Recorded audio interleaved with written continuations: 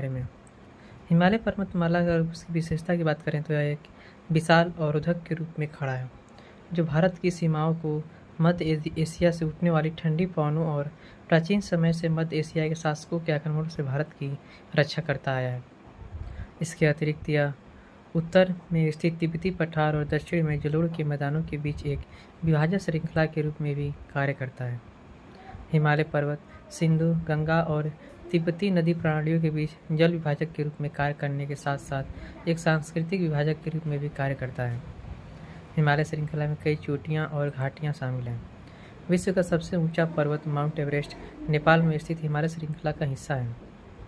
मसूरी, कश्मीरी घाटी और जैसे कई घाटियां आवासीय क्षेत्रों के साथ साथ पर्यटन स्थलों के रूप में भी कार्य करती हैं।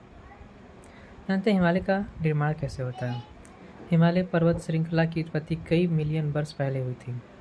उनका निर्माण दो विशाल टेक्टोनिक प्लेटों के अभिसरण का परिणाम है, जिसमें भारतीय प्लेट और यूरेशियन प्लेट अभिसरण सीमा के साथ सम्मिलित थी। निम्नलिखित घटनाओं की श्रृंखला के परिणाम स्वरूप हिमालय की उत्पत्ति हुई थी। पैंजिया और पैथलस का अस्तित्व। यह प्रक्रिया 250 मिलियन वर्ष पहले प्रारंभ हुई थी।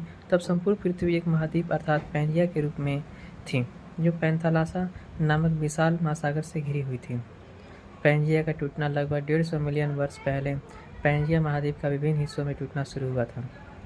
लॉरेशिया या अंगारा लैंड पहले चरण में पैंजियो दो भागों में विभाजित हो गया। पैंजियो के उत्तरी भाग को अंगारा लैंड या लॉरेशिया कहा जाया गया। इसमें वे विभाग शामिल थे जो वर्तमान में उत्तरी अमेरिका, यूरोप और एशिया का ऊपरी भाग में फैले हुए हैं। गोंडावानालैंड का निर्माण। पैंजिया के दक्षिणी भाग को गोंडावानालैंड कहा जाता है। इसमें वर्तमान दक्षिण अमेरिका, अफ्रीका, दक्षिणी भारत, ऑस्ट्रेलिया और अंटार्कटिका शामिल थे। टेथिस सागर का निर्माण। पैंजिया के टूटने के कारण अंगारा लैंड और गोंडवाना के बीच एक लंबा एवं संकीर्ण समुद्र बन गया। इस समुद्र को टेथिस सागर के रूप में जाना जाता था और यह क्षेत्र प्रचलित पहाड़ों से आच्छादित होना शुरू हो गया था। इस दौरान दो विभागों से नदियों द्वारा समुद्री की तलहटी में भारी मात्रा में अवसाद टेथिस सागर की निचली परत पर जमा होना भी प्रारंभ हो गई थी। गोंडवाना लैंड का टूटना। गोंडवाना लैंड अलग अलग एवं छोटे छोटे भागों में टूटना प्रारंभ हो गया था। भारतीय ऑस्ट्रेलिया टेक्टोनिक प्लेटों का उत्तर दिशा की ओर प्रभाव। भारतीय ऑस्ट्रेलिया टेक्टोनिक प्लेट, जिसमें ऑस्ट्रेलिया और भारतीय उपमहाद्वीप शामिल थे, पृथ्वी के मेंटल से उत्पन्न संवहन धाराओं के कारण उत्तर दिशा की ओर बहाव शुरू कर दिया। टेथिस सागर में संकुचन और विभिन्न स्तरों का निर्माण। जैसे जैसे भारतीय प्लेट यूरेशियन प्लेट के समीप आती गई, टेथिस सागर का क्षेत्रफल कम होता गया। परिणाम स्वरूप समुद्र तल से तलछट धीरे धीरे ऊपर की ओर उठने लगा, जिससे विभिन्न भातों का निर्माण हुआ। जब इंडो ऑस्ट्रेलिया प्लेट और यूरेशियन प्लेट आपस में टकराई तो दो महाद्वीपीय प्लेटों के अभिसरण से टेथिस सागर के अवसाद एवं हल्की तलछटी चट्टानों ऊपर की ओर उठने लगी। इस घटना ने पृथ्वी पर सबसे ऊंची राहत की विशेषताओं में से एक हिमालय का निर्माण किया। द्वीपों का निर्माण। बंगाल की खाड़ी में अंडमान और निकोबार द्वीप समूह या म्यांमार में अराकान योमा इस टकराव के परिणामस्वरूप से निर्मित हुए थे। हिमालय का विभाजन। अंशांशीय विस्तार के आधार पर हिमालय को इनमें 3 भागों में विभाजित किया गया है: ट्रांस हिमालय, हिमालय पर्वत श्रृंखला और पूर्वी पहाड़ी या पूर्वांचल। ट्रांस हिमालय की बात करते हैं, हिमालय पर्वतमाला को दर्शाया गया नाम है जो महान हिमालय पर्वतमाला के उत्तर में है। वे पूर्व पश्चिम दिशा में लगभग 1000 किलोमीटर की दूरी तक फैले हुए हैं और चोटियों की औसत ऊंचाई समुद्र तल से लगभग 3000 मीटर है। ट्रांस हिमालय का निर्माण काराकोरम, लद्दाख और जास्कर जैसी विभिन्न श्रेणियों द्वारा किया गया है, जिनकी व्याख्या नीचे दी गई है। काराकोरम पर्वतमाला भारत में ट्रांस हिमालय की सबसे ऊंची पर्वतमाला काराकोरम है। यह पर्वतमाला अफगानिस्तान और चीन के साथ भारत की सीमा बनाती है। इसकी औसत चौड़ाई लगभग 110 से 130 किलोमीटर है।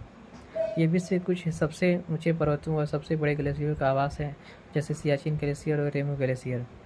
लद्दाख पर्वतमाला। इसे काराकोरम पर्वतमाला के दक्षिण पूर्वी विस्तार के रूप में माना जाता है। यह कश्मीर क्षेत्र के उत्तरी क्षेत्रों में सियुक नदी के मुहाने से दक्षिण पूर्व की ओर चीन के तिब्बत स्वायत्त क्षेत्र की सीमा तक फैली हुई है।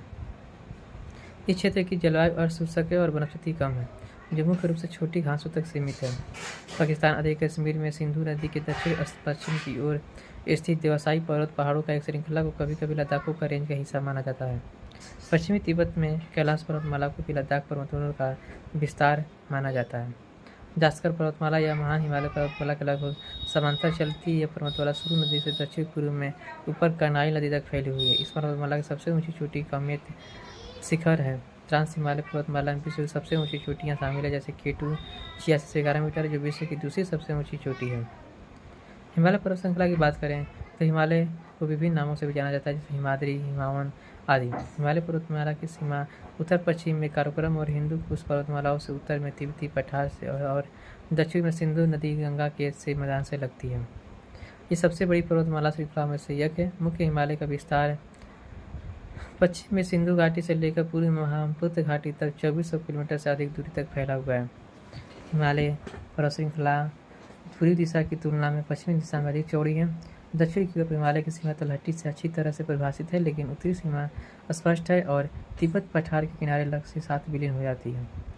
हिमालय की संरचना की बात करें तो यह श्रृंखला विश्व की सबसे कम आयु की पर्वतों श्रृंखला है और इसमें ज़्यादातर उत्तरी तलछट और रूपांतरित चट्टानें शामिल हैं।